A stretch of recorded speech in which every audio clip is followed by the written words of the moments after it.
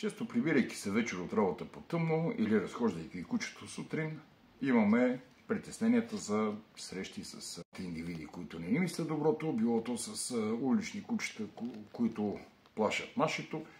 Имаме нужда да се чувстваме сигурни.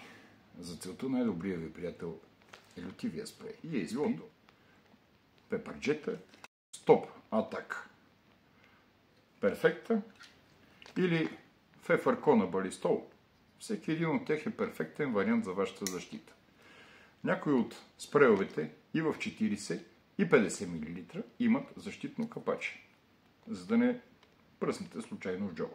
Плюса на джет спрейовете е, че стрелят не облак, а струя.